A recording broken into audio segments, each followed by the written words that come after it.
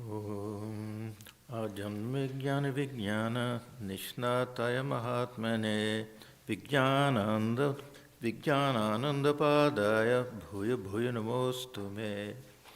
Salutations to the great soul Swami Vijnanananda, endowed with knowledge and realization from his very birth. My salutations to him again and again. Good morning, everyone.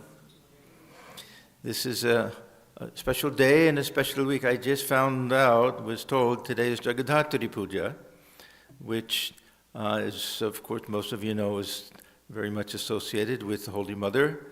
That I believe it was Holy Mother's mother that first had that desire for Jagadhatri Puja to be performed in their village of Jardambati. And it was such a wonderful occasion that they decided to do it every year. So even now it's a very big puja and worship in Jardambati. And just by coincidence, the founding day of our center in Sacramento. So they also have a big celebration today. And we have two birthdays of direct disciples this week.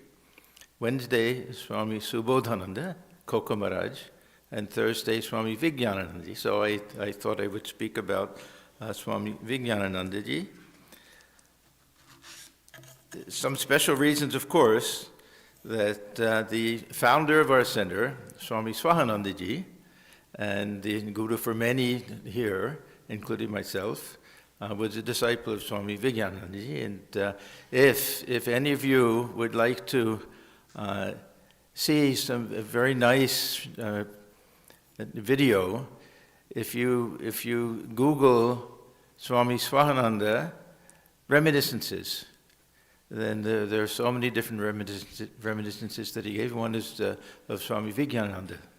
Very beautiful stories and everything there. So anyhow, the direct disciples were all extraordinary. I don't remember, somebody said that if any one of them had been born without any of the others, just alone by himself, that he could have started a whole religious movement. Each one was so special. Sri Ramakrishna, he used to refer to them in general as all Nitya Siddhas. He used to say, you see these boys here? They're all ever perfect souls. And they were all different. So I think of them sometimes as different gems of different shapes and different colors, all reflecting different facets of the life of Sri Ramakrishna. And Sri Ramakrishna, he was like the thread, Sutratma, that would connect all of them into a beautiful garland or necklace. Yeah. So these were the direct disciples, all extraordinary souls. And of all of them, Swami Vijnanananda was perhaps, on some level, the closest to Sri Ramakrishna, in so far as he was a little eccentric, considered to be a little bit of a madman. Of course, we know Thakur was called as a Pagal Thakur, or that mad Brahmin of Dakshineshwar. And Swami Vijnananda, he also seemed a little bit like a mad person, eccentric person. Unmadavat, one of the characteristics of a God-realized soul, is that sometimes they appear to be mad. Sometimes they appear to be like ghouls. Sometimes inert, unmoving. And sometimes pishachavat, unmadavat, like a child, like a small boy, Bollywood. So anyhow, this is Swami Vijnanananda. He acted eccentric perhaps to hide himself a little bit. I heard many years ago a beautiful lecture given by Swami Sheshananda ji on Swami Vijnananda ji, and he refers to him, as others have also, as a Gupta yogi, that he remained hidden. And he used to dress oddly and behave oddly. He would wear this long coat, even in very hot weather, 2 pairs of socks, and this floppy hat over his head, and this coat that had all these different pockets in it. And whatever anybody wanted, you would pull out something. He collected pens. He had many, many different pens. Swami Swahananda had one of his pens. He used to keep there in Hollywood. So this the connection between Swami Swahananda and Swami Vijnanananda, as well as just the life of Swami Vijnanananda, kind of inspired me to speak about that today. The other nice thing is that we learn about these great souls, and we see somehow the disciple picking up some of the qualities. So we look at the life of Swami Swahananda and the life of Swami Vijnanananda. I myself, at least, find so many interesting things. That Swami Vijnanananda was very, very liberal with regard to certain things.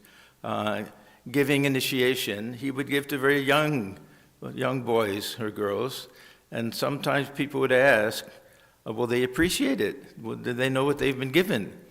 And he would say, if you give somebody something of great value, and they don't know what it is, but they keep it in their pocket, when they're older and they pull it out, they'll understand what a valuable thing they've been given.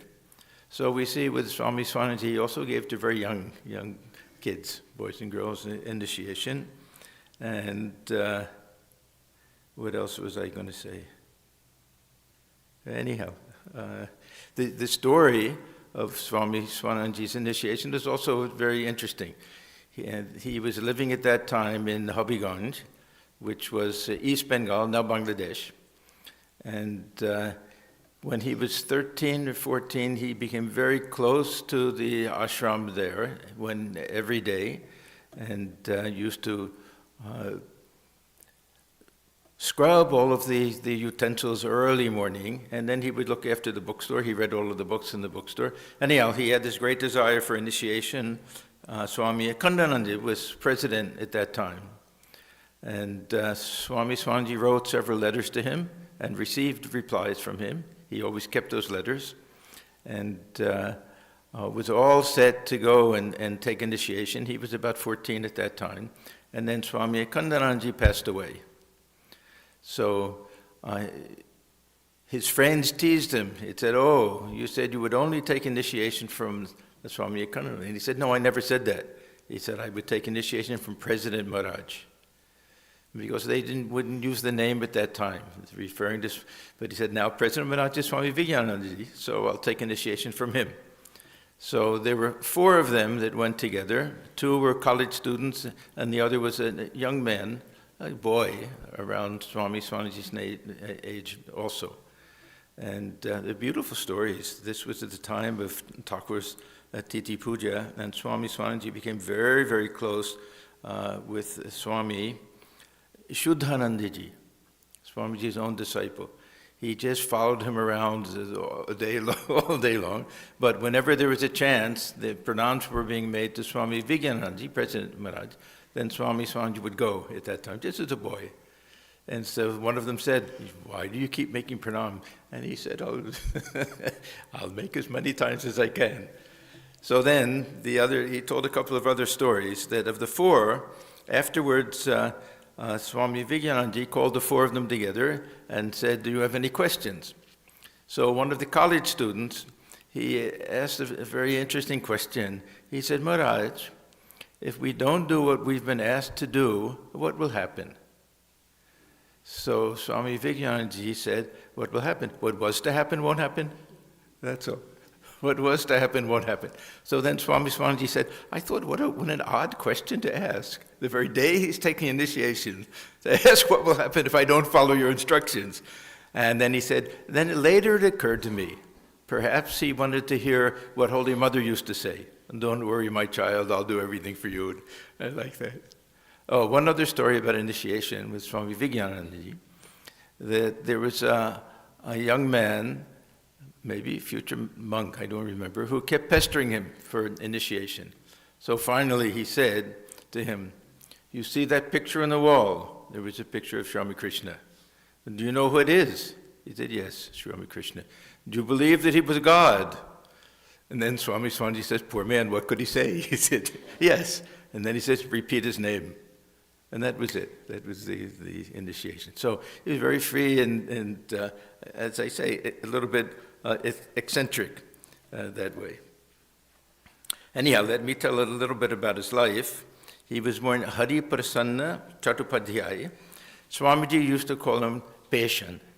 And he was 5 years younger than Swamiji. This is very important to remember when we see all of the incidents, how they interreacted and everything, that he was really like a boy. Swamiji was, of course, just barely 18, 19, 20 when they first met, but still, that age difference is quite significant if one is 15 and one is 20.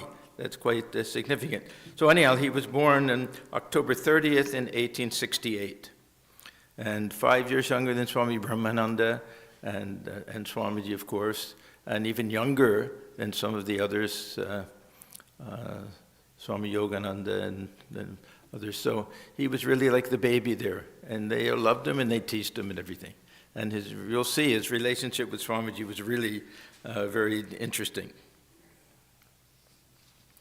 He, of course, was from a Bengali family. All of the direct disciples, except for Latu Maharaj, were from Bengali families, but he grew up mostly in UP. So this will become significant also because of the work that he did there. And his father traveled very often, so mostly he lived with his mother, and he had his primary education in Varanasi, in Benares. There. He was the oldest of 6 children. There were 2 boys and 4 girls. And then in 1879, all of the children and the mother moved to her ancestral home in Belgorya. So now he's living quite close to Dakshineshwar. In Belgorya, we have a boys' home there, and a center there. It's one of the many ashrams in the Calcutta area. Then he entered the Hare School in Calcutta and graduated in 1882. While all of this is taking place, his father, who we traveled quite a bit, he was in Quetta at that time, which is now Pakistan, and he passed away. So father died at that time, and so now it's just him and his mother and siblings. He was probably the first of the direct disciples to see Sri Ramakrishna, because he was only 7 years old while he was staying in Belgorya. Then Sri Ramakrishna came to the house of one of the Brahmo devotees, Joy Gopal Sen, and everyone had gathered around because Keshab Chandra Sen, head of the Brahmo Samaj, was going to visit that day.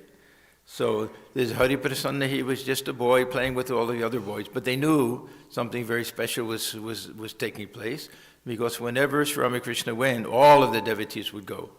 So it was a very big occasion there, and that was the impression that was left on him at that time.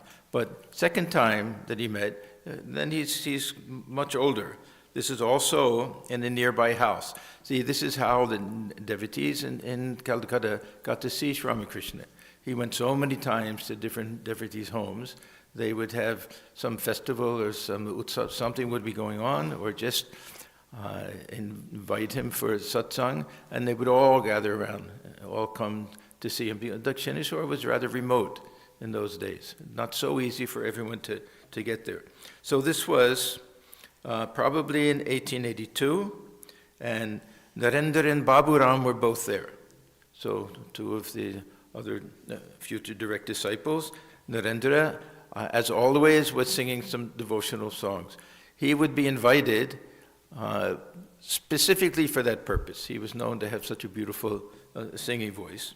And Sri Ramakrishna was standing, and the scene that we're used to reading about from the days in Dakshineshwar, that Narendra is singing, Sri Ramakrishna is standing up, he goes into samadhi, and Babu Ram is holding him up. The very standard scene. So this Swami Vijnanananda, this is 1882, so he was how old? 14, something like that, around 14 years old. And he says, such a joyful expression on his face that it seemed as if it would crack like a cracked melon.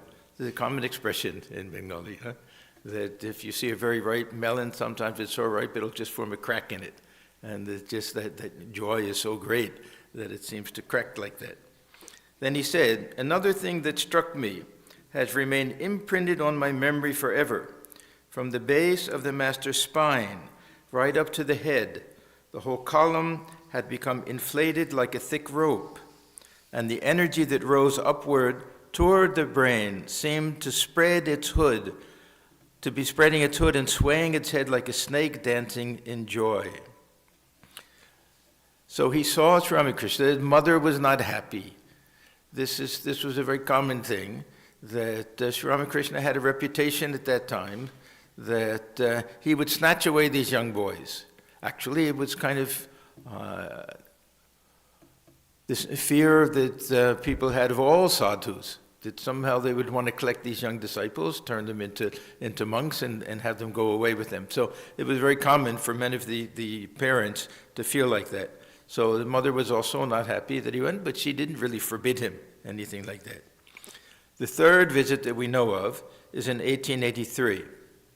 And now Hari Prasanna is a college student in St. Xavier's. And one of the other students there was Sharat Chakravarti, Swami Swahananda, even though he is 3 years older. Somehow they formed a friendship, and the two of them went together to Dakshineshwar by boat. So this is November 26th, 1883. And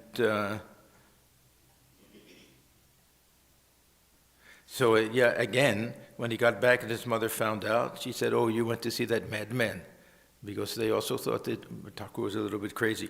He has deranged the mind of hundreds of young boys. Be very careful.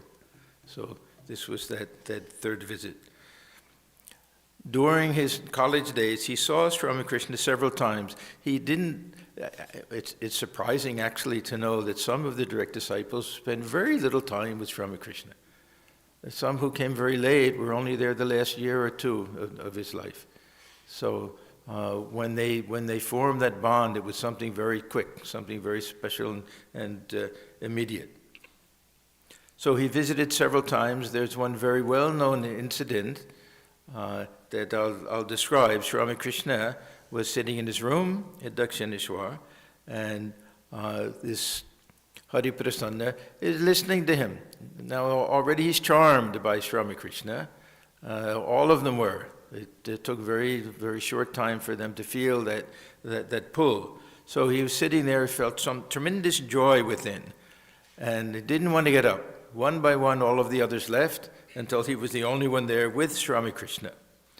Then he said, Sri Ramakrishna was looking at me very intently. I thought it must be time for me to leave, so I went to make pranams. As I stood up, he asked me, "Can you wrestle?" Come, let me see how well you wrestle. He was a big, strong young man. Sri Ramakrishna was frail and very tender body. He could barely walk. They had to take him by palanquin to places and everything. A very odd thing. So he said, "Let me see how well you wrestle." Then Sri Ramakrishna stood up to wrestle with me, he said. I thought, what kind of holy man is this? But I replied, "Yes, of course, I can wrestle." In those days, they all wrestled. They belonged to gymnasiums. They did, it was a kind of a fad that Swamiji himself and Swami Brahmananda, they would go to the same gym and they would do gymnastics and exercises and wrestling and all sorts of things. So this is in his words again. Sri Ramakrishna came closer, smiling. He caught hold of my arms and began to shove me. But I was a strong, muscular young man, and I pushed him back to the wall. He was still smiling and holding me with a strong grip. Gradually, I felt a sort of electric current coming out of his hands and entering into me. That touch made me completely helpless. I lost all my physical strength.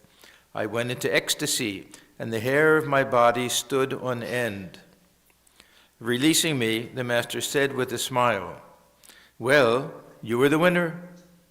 With these words, he sat down on the cot. Again, I was speechless. Wave after wave of bliss engulfed my whole being. I was pondering the fact that the master had not won physically, but his spiritual power had completely subdued me. Some time passed. Then the master got up from his seat. Patting me gently on the back, he said, "Come here often. It is not enough to come once." Then he offered me some sweets as prasad, and I returned to Calcutta. For days, the spell of that intoxicating joy lingered, and I realized that he had transmitted spiritual power. So when did we say this was? 1883, probably. Later, Sri Ramakrishna said that he had wrestled with Lord Krishna in a previous incarnation. He is not an ordinary person. So, and now he'll start coming a little more frequently.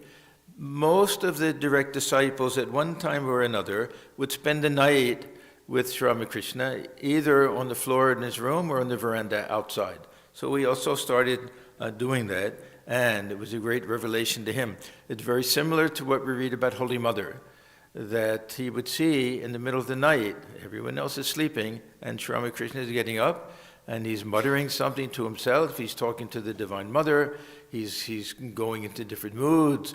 He'll be chanting something, all sorts of things taking place, clapping his hands, singing, all sorts of things. So he said, I lay in bed quietly observing the Master's madness. I could not get back to sleep. Sometimes the Master sang and danced. Sometimes he talked to someone. At last the night passed and I was relieved. In the morning the Master was normal again. So these were typical moods with Sri Ramakrishna. For one thing, when he would wake up in the morning, automatically clapping his hands and taking all the divine names and going in front of all the photographs, it's whenever the sun would set, he would go into this type of spiritual mood. And then throughout the night, and he would sleep maybe an hour or two sometimes, maybe take a very short rest in the afternoon. And that was the way day after day went by in his lifetime. Then we'll get to his initiation. Now, the initiation that the direct disciples got was not a typical type of initiation. We might think that already that was an initiation, when he kind of that transferring of power to him. But there was another incident that took place, that he hadn't visited Sri Ramakrishna for some time, and Sri Ramakrishna sent for him. This was another common thing. If any of the direct disciples didn't come, Sri Ramakrishna would himself inquire about them, or send somebody, or say, go ask him to come, I'm going to his house this time, let him come and meet me there. So he called for him and he came. And he said, Sir, I did not feel like coming. Moreover, I try to meditate, but I am not successful. Sri Ramakrishna, what do you mean you cannot meditate? After remaining silent a few moments, he said, come near me. As I approached the Master, he asked me to stick out my tongue. When I did, he drew a figure on it with his finger. Now, this is, again, a very common thing. Generally, we hear that he wrote something on the tongue. Now, we don't know if he wrote something or if he drew something, and we don't know if they knew or not, whether he told them what he did or not. We only have one case that I know of with Swami Vijnanananda. He says, Thakur wrote something on my tongue and told me what it was. Suddenly, Bij Mantra maybe. But here, this is his description. He drew a figure on it with his finger. My whole body began to tremble, and I felt an unspeakable bliss within. Then the Master said, go to the Panchavati and meditate there. Following his instruction, I slowly moved toward the Panchavati. This is, of course, where Thakur practiced so much of his spiritual sadhana. I walked with difficulty, intoxicated with joy from the Master's touch. Somehow I reached there and sat for meditation. Then I lost all outward consciousness. When I regained my ordinary state of mind, I saw the Master seated by me. He was rubbing my body with his hands. His face shone with a heavenly smile. I was still in an intoxicated mood. He asked me, well, how was your meditation? It was very good, sir, I replied. Then the Master said, from now on, you will always have deep meditation. That day he talked to me for a long time and gave me many spiritual instructions. I was overwhelmed by the Master's love and compassion for me. I had not realized before that he had so much feeling for me. And Sri Ramakrishna's grace was boundless. Because somehow Thakur recognized those who belonged to his inner circle, we can say, and not only the monastic disciples, the householder disciples also. That many of them, Thakur would recognize them immediately, know that what type of role they all had to play in this lila. So, because of his unique situation with his studies and everything, this Hari Prasanna did not get to see Sri Ramakrishna very much, and not much after this. After he passed his fine arts examination at St. Xavier's in 1885, he moved to Bihar. So he wasn't there with all of the others that final year at Kashipur, the final year of Sri Ramakrishna's life. He got his BA degree in Patna College.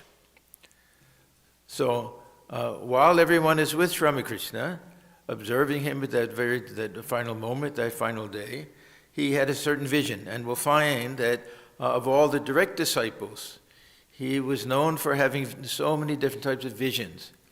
He and Swami Brahmananda probably were the two, but especially in the case of Swami Vijnanananda, this is why I say, in that respect, he was very similar to Sri Ramakrishna himself. So this is on the day of the death, August 16th, 1886, that he had a vision of Sri Ramakrishna standing before him. It was so real that he wondered, how did he get here?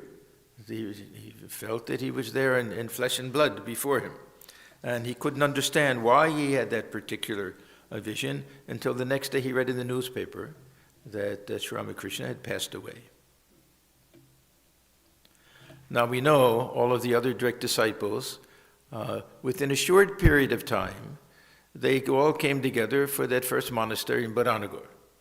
But as I say, everything was different with Hari Prasanna, that after his father died, they were counting on him to support the family. It was the same situation that Narendra found himself in, Swami Vivekananda, but Swamiji's role was different. Swamiji was destined to be the leader and keep these young boys all together.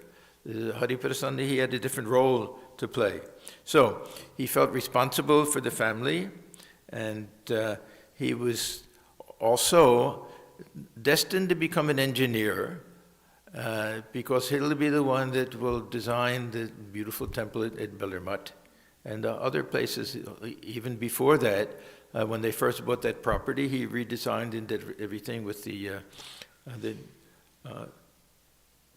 one building that was standing at that time, which later became the first shrine at Belur Math. So he continued with his education. He graduated from Patna College in 1887. He went to Pune College to study civil engineering. And after he graduated, he lived in Ghazipur. Ghazipur was famous during that time because of Bhavhari Baba. Bhavhari Baba, you'll remember, played a significant role in the life of Swami Vivekananda. That after Thakur passed away, he went and formed a very sweet type of relationship with him. Even though he kind of kept himself hidden, he would stay. He lived in a place that's not exactly a cave. It sounds like the basement of a house that was almost just kind of dug out dirt, something like that. That's where he lived. And there's Hari Prasanna, not yet Swami Vijnanananda, that he also used to visit this Bhavhari Baba.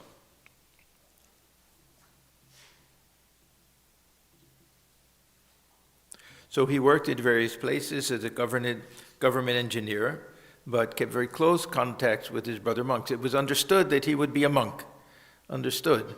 But this whole time that he's looking after the family, he's also helping to support the monastery, Baranagar and Alam Bazar. He used to give 60 rupees a month, which for a young man just starting at work was a good amount of money. And whenever the direct disciples would be wandering in that area, they would stay with him. So he had their company, and he kept contact very closely with them. And at one point, his uncle started to really press him to get married. And now he's close to 30. And at that time, he said no.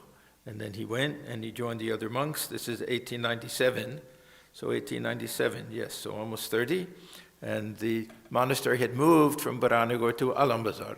So he joined there, and he led a very quiet type of serious contemplative life. So he could be very grave also, and very quiet and everything. Very brilliant mind also, very brilliant mind. I mentioned his relationship with Swamiji. This was a very fascinating relationship based on tremendous love and respect, and that Swami Vijnanananda had for Swamiji, and also a good amount of fear of Swamiji's teasing. And Swamiji at the same time loved him very much, but also didn't mind scolding him. So there are a lot of very interesting stories about the relationship between the two of them. Yeah, he was really like a little brother to Swamiji. They had that type of relationship.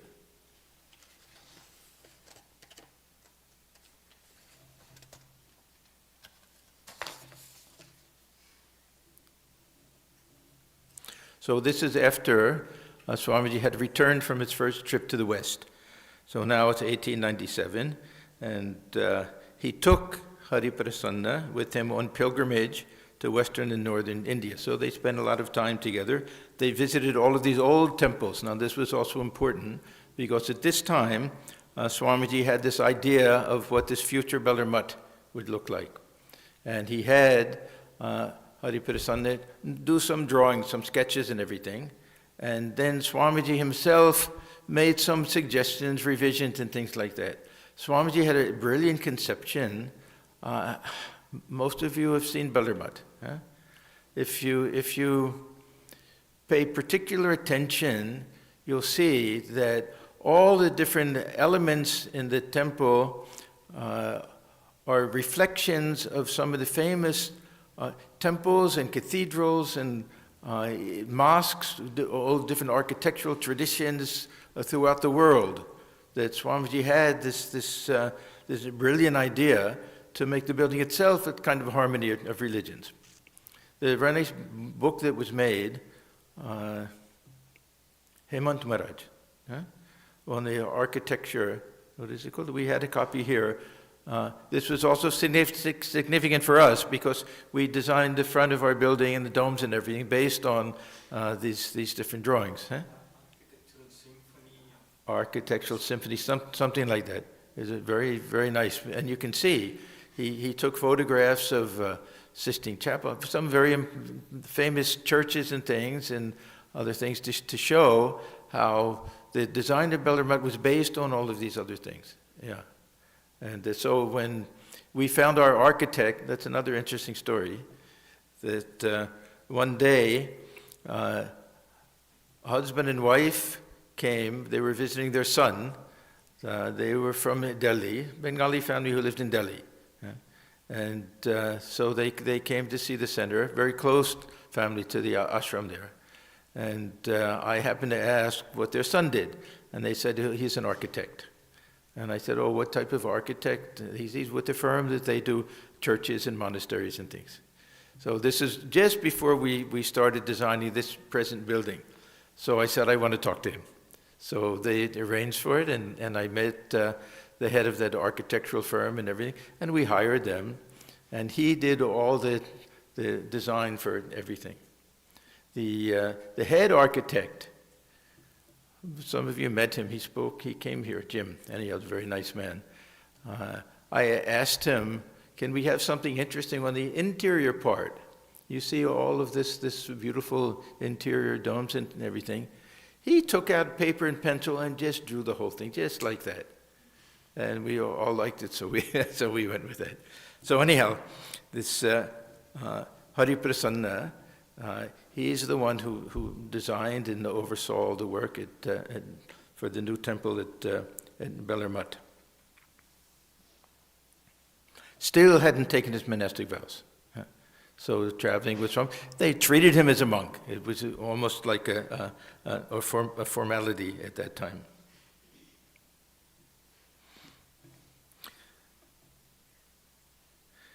When they were ready for the consecration ceremony, this was December 9th, 1898, And then they returned, of course, to Belur Math. And on May 9th, in the following year, so this is 1899, he's 31 at this time, he finally took his monastic vows. Swamiji said to him, so Swamiji didn't give the vows to him. He said, do as we did. They just took it. There's kind of a tradition that you can do it, that the fire itself is the sakshi, with fire as my witness. They can do some type of take vows rather than receive it from any initiating guru. So he said, do as we have done. Take your sannyasa directly from the master. So they'll feel that on doing it in front of this Viraja home and everything, that Thakur himself is the one who's giving the vows, but really they're just kind of doing it on their own. How he got his name is not very well known. Maybe Swamiji gave it to him, maybe he chose it himself, but this is something we don't hear anything about. Swamiji gave the name to the direct disciples at Antpur who were there that day. So it's possible that Swamiji gave him that name. And he held Vijnanananda, a beautiful name. This Vijnana, we know, was a special teaching of Sri Ramakrishna, that this is a stage that comes after fullest realization of God, when the mind goes into that realm, samadhi realm, and comes back down and sees everything infused with divinity. So it's a Vijnana state.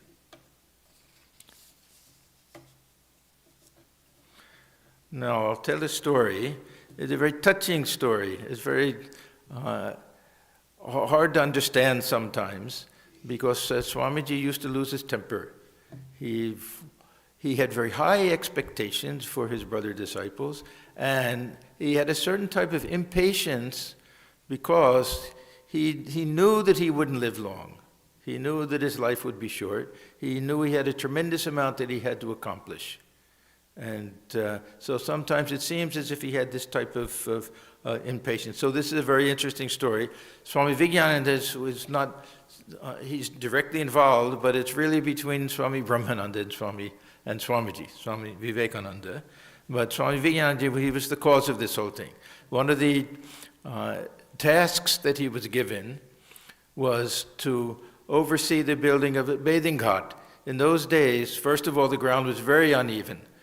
And one of the main jobs they had when they first bought the property, the Belur Math property, was to somehow level the ground.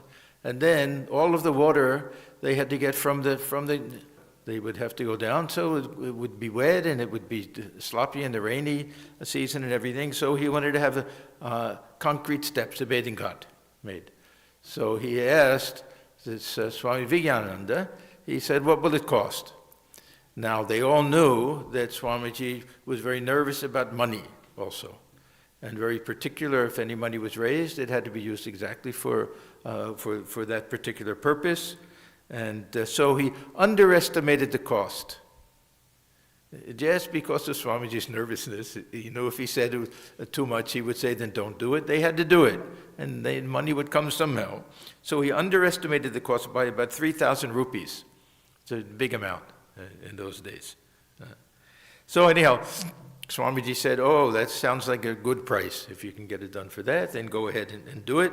Then after a certain period of time, perhaps he thought he could do it.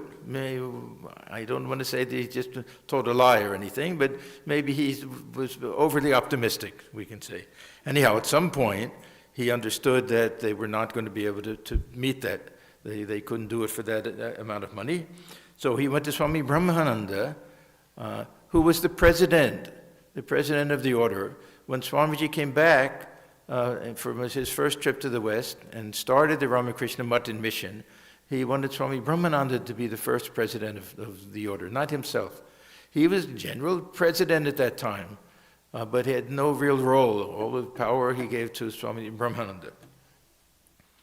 So Swami Brahmananda and Swami Vijnanananda, they knew that they were in trouble, that there was going to be a big scolding, that first of all, you're spending too much money. Second of all, you didn't tell me the whole story.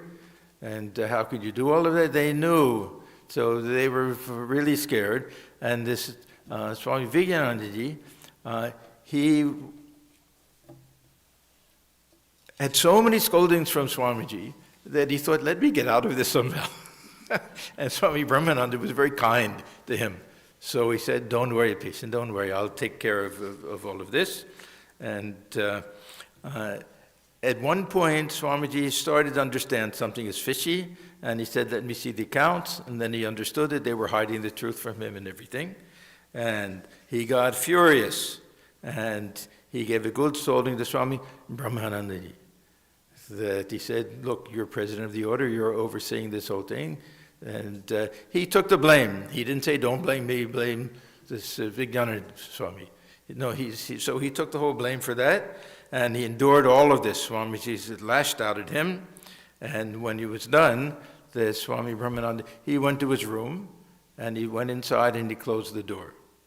Now, Swamiji could not stay mad for a long time. This was another thing. The second he would lose his temper, the very next second, he would say, oh my goodness, what have I done? And he loved Swami Brahmananda so much. I mean, they were just really closer than any two brothers could be. And we see this also with the Swami Premananda. There are many stories about that also. So anyhow, he said to Swami Vijnanananda, he said, "Yo, patient, go and see what Raja Maharaj, Swami Brahmananda, what Raja is doing. Yeah, see if he's okay." So Swami Vijnanananda went there, and he came back and said, the door was closed and the windows were closed. He said, "You fool. I didn't ask you to come back and tell me that. I asked to find out what's happening." So he went back again, and he gently pushed the door open. And he saw Swami Brahmananda sitting on his bed weeping. So Swami Vijnanananda, he went back, he told that, Swamiji, and then he went to Swami Brahmananda and said, "Maharaj, you have suffered terribly on my account today." And Swami Brahmananda said, "Brother, can you tell me what wrong I've done that Swamiji could scold me so harshly? Sometimes it becomes so unbearable that I feel I should go away to some place in the mountains, leaving everything behind." So all of this got back to Swamiji. This Swami Vivekananda, he told him this whole story. Immediately Swamiji went to Raja Maharaj's room and embraced him, and they started crying. How these brother disciples did this? That one will scold, the other will start crying, then the first one will start crying. One will say, I'm not fit to live here, I'm going away. And then Swamiji will say, "I'm not fit to live here, I'm going away." How the master loved you and how I spoke to you, what kind of a person. It was this play that they had. I don't know how to explain it exactly. But, so he said, "Raja, brother, please forgive me. It is my fault that my temper is short and I scolded you. Please pardon me." So in the meantime, Swami Brahmananda, he regained his composure, and seeing Swamiji weep, he says, "What does it matter? You've scolded me because you love me, that is all." And then Swamiji continued, "Brother, please forgive me.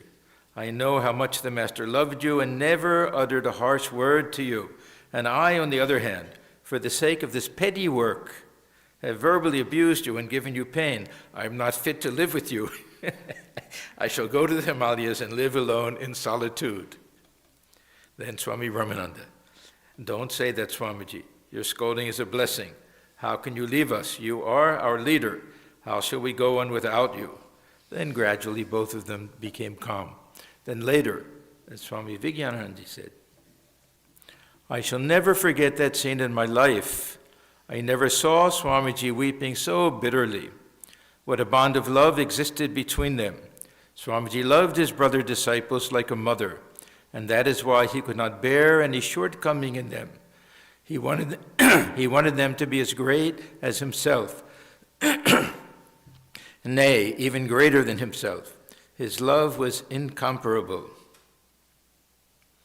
One other nice story about Swami Vijnanananda and Swamiji. Swami Vijnanananda had tremendous love and respect and devotion for Holy Mother, but some of the direct disciples did not go to see her so often. Even Swami Brahmananda, he hesitated to go. He would cover himself, he would practically be in a trance going there, body covered with perspiration, quickly make pranam and leave. That to be in the presence of such holiness and purity, even for him, he felt was too much. So the Swami Vijnanananda also, he didn't go to see Holy Mother that often. So this is on one occasion,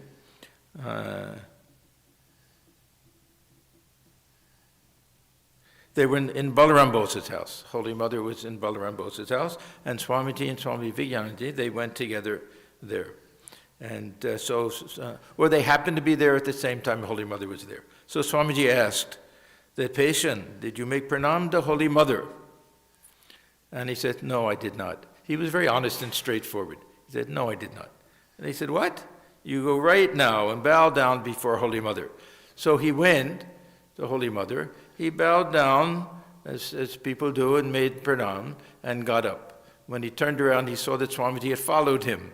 He had no idea that Swamiji was going to follow him. And he said, "What is this, patient? Does anybody make pranam to Mother like that? Bow down to her by falling flat on the ground, Sashtanga pranam.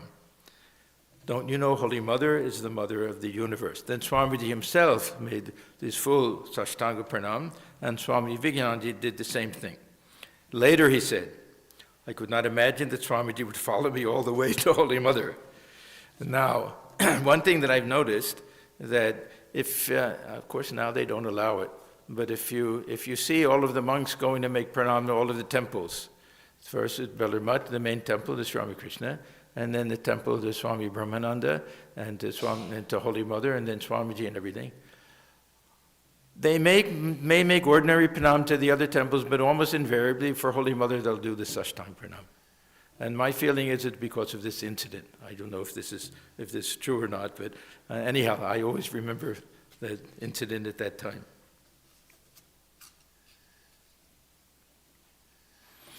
One thing that we notice that no matter what Swamiji asked his brother disciples to do, whether they fully understood it or not, whether they wanted to do it or not, they had tremendous faith in him and obedience to him. We see in the case of Swami Ramakrishna, how nobody thought he'll ever leave. He did puja for Sri Ramakrishna day in and day out. Everyone else is wandering around in Baranagore, Alameda. They thought there's no way that he'll ever give this up. The second that Swamiji said, "I want to send you to Madras," now Chennai, of course, that he said, "Yes, Swamiji." So he went there. So with the same thing with Swami Vijnanananda, that Swamiji wanted to send him to Allahabad. Now remember, he had spent so much time in North India, and I'm sure was 100% fluent in Hindi at that time. So he also didn't hesitate that he went there. And of course, Allahabad is one of the holy places in India. Now this year, this Kumbh Mela will be taking place there. Yeah, so a very, very sacred place. And Swami Vijnanananda, he had so many visions when he was there. One was of this Triveni. Triveni is one of the names of Allahabad, thought of as a goddess whose hair is braided with three different plaits, whatever they call it, the braids, that standing for symbolic of the Ganga, Yamuna, and the subterranean Saraswati River. The three of them were supposed to meet there. So he had many visions. One was he saw this little girl like that. For him, he felt he was having the vision of Mother Triveni, Divine Mother, that way. So he he stayed in Allahabad beginning in 1900. He took up residence in a place called the Brahmavadin Club. It wasn't a club the way we think of a club. It was really a type of ashram, we can say, dedicated to the study of the scriptures, meditation, prayer. They had their Arati, they had everything, just like a kind of an ashram. And again, he led a very austere type of life. There was no water, there was no electricity in the house. He had to do his own cooking, his own cleaning. Gradually, people came to help and everything. Very simple diet, rice and vegetable, and spent 15 hours each day in spiritual practice. So this was his life for many years. The members, when they would come, they would have evening arati. He would hold classes on Gita each night, but he never became a real preacher or never a writer or anything like that. And he slept in that same library where he held the classes. See, many of our sadhus in the early days, we we have no idea. To give one example, Swami Lokeshwaranandaji, he lived in relative luxury at the Institute of Culture.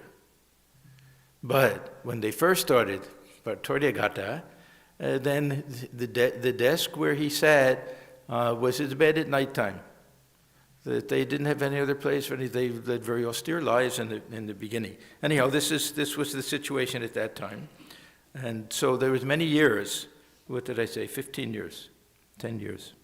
Anyhow, where they stayed in the Brahmavadan place, and he had many visions. This becomes one of the defining features of his life, that one day he had a vision of Swamiji seated on the lap of Sri Ramakrishna.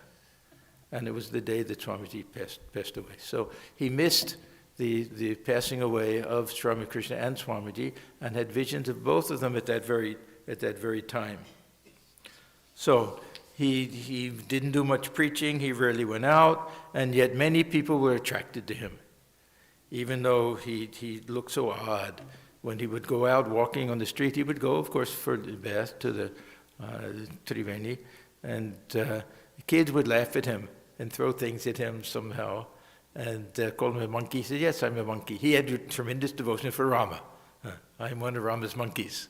He would play with the kids that way. So, as I say, his behavior, his dress, everything was very odd, and at the same time, he accomplished a tremendous amount. He never wasted any time. He wrote and translated several books. He knew Sanskrit very well, astrology very well, all sorts of different things. And while he was working on Ramayana, that he had constant visions of Rama, Lakshmana, Sita, and Hanuman. So this was the nature of his mind, that he could easily have these different types of spiritual experiences. They started a homeopathic dispensary, and one day the doctor didn't show up, and there was no one to dispense any of the medicine, and the long line was there. So he thought, let me do it. Thakur will tell me what to do. He didn't know anything about it. So people would come, he would give them this, that, and everything, and almost everybody was cured. So he got a reputation that way. So all in all, he lived in Allahabad for 38 years. Not all of it at the Brahmavad. And in 1910, they bought a house and a vacant lot. And this is where the present monastery is. It's a very nice place if anybody wants to visit. You can see still the room where Swami Vijnanananda stayed. Now we get to Belur Math. The new temple finally started in 1935. See how long it took. Because they had to raise money. Most of the money came from these two Western disciples of Swami Akhilananda from Boston. And the money to buy the property came mostly from Sarah Bull. So it was Western women who were mostly responsible for the property and the building at Belur Math. So he was there. 1935, he laid the foundation stone. Actually, a foundation stone was laid earlier by Mahapurush Maharaj, Swami Shivananda, but they had to move it. It turned out to be not the best place for it. So, this is the task that Swamiji had left for Swami Vijnanananda, and the one thing that he was still living for, that he felt is an obligation, to to see the fulfillment of Swamiji's dream. So it took 3 years for the completion of the temple. In the meantime, Swami Atmajnananda passed away, and in 1937, Swami Vijnanananda was chosen to be the 4th president and the last of the direct disciples of the Ramakrishna Math and Mission. So finally, when the consecration day was January 14th, 1938. And of course, Swami Vijnanananda, he was the one who consecrated the new temple.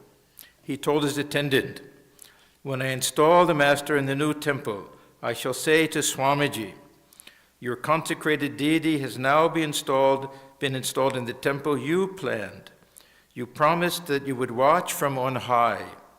Please see now that the Master is seated in the new temple. At 6:30 a.m., Swami Vijnanananda, he entered the inner shrine. He himself took the relics of Sri Ramakrishna on the altar, and generally puja was done to the relics. We also have relics here. When we do puja here, it's also to the relics here. When the worship was over, he went back to his room, and then the attendant asked him, "Did you say anything to Swamiji?" And he said, "Yes, I said to Swamiji, you promised me. You told me you would watch from on high. Please see now that the Master is seated in the new temple."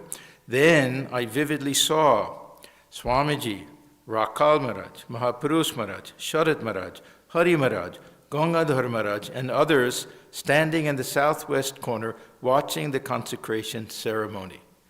Now remember, all of the direct disciples had passed away, I think with the exception of Swami Vedanta. I think he outlived in 1 year, but so they all saw somehow from whatever Ramakrishna Loka they were waiting in to see all of this. He also mentioned that he had spoken with Sri Ramakrishna. How they have communication, it's very hard to understand, but he didn't divulge what Sri Ramakrishna said. Everyone felt that he had probably asked him, "Now give me leave. Let me go and join my brother disciples. I fulfilled the work that I was meant to do here." So after this he said, "Now my work is over, that I am relieved of the responsibility that Swamiji entrusted to me." And then from that day onward, his health gradually began to fail. He returned to Allahabad. Throughout his life, he never took medicine. This was such tremendous faith. He used to, there's a little Sanskrit couplet that who is the Vaidya, that God himself is the doctor, and this Jannavitoya, this Ganges water is the medication, is the medicine. So he never took medicine or any, at the very end, just a little bit to please others, but generally he just had that faith. Whatever's to happen will happen, Thakur will look after me. So relying wholly on Sri Ramakrishna, and that final day came on April 24th, and many of the monks had come to see him because they knew that he was reaching the very end, all chanting before him, Om Namo Bhagavate Ramakrishnaya. Then, with his face beaming with joy, he gave up the body. So this was the life of Swami Vijnanananda. We see so many different things from his life, that tremendous dedication, how spirituality manifests itself in so many different ways, how for some life will be full of visions, and for others there won't be anything like that. But the one thing that they all had in common was a tremendous sincerity and tremendous dedication and tremendous love for the ideal, love for Swamiji, and how Sri Ramakrishna was their whole life. So for me, sometimes it's very helpful, maybe more helpful, to just look at the lives of the great souls. Forget about philosophy every once in a while, and just try to draw inspiration from the purity of their lives and the intensity of their lives, and for us to see if we can emulate that just to a certain extent, as far as we possibly can. So let us sit for a few minutes. Then we'll have a song at the end in honor of Jagadhatri Puja.